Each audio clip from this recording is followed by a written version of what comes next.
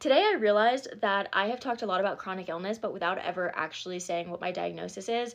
So when I was 2 years old, I was diagnosed with intestinal failure caused by chronic intestinal pseudoobstruction, right? So they took out all of my colon, and since then I've had a lot of bowel resections and I have a very small amount of small intestine left. Pseudoobstruction can be broken down into two main symptoms, right? Or two main things, right?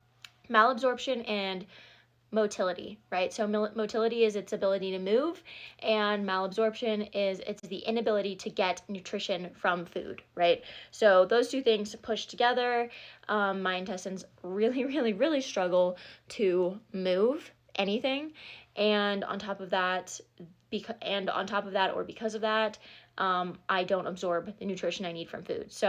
So I have a central line, which is basically like a semi-permanent IV, which goes straight into the major veins in my chest and pretty much just delivers the food straight to my heart, right? Straight to the bloodstream.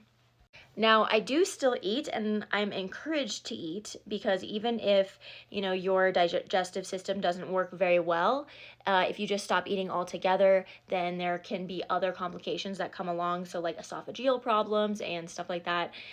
So definitely try to avoid those things. So I do still eat, I just don't eat a lot.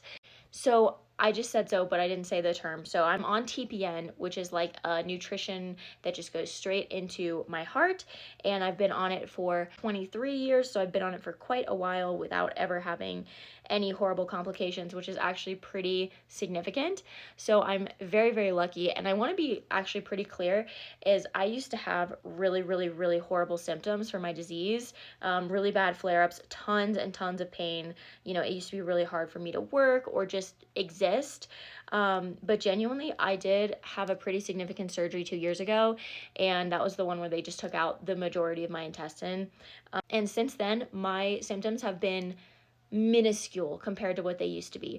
And that's where I want to talk a lot about the fact that when you have a chronic illness and when you're in the thick of it, it is so easy for you to just get in the mindset that this is the way your life is always going to be, or it's only going to go downhill from here, right? But when you get in a cycle of negative thinking, it really can affect your actions so negatively. And I'll be so honest, I made some really bad decisions when I was, in that cycle of thinking that I was, not going to make it.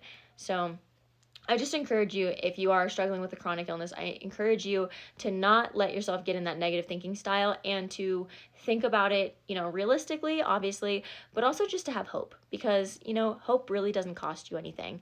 Don't have expectations, but have hope.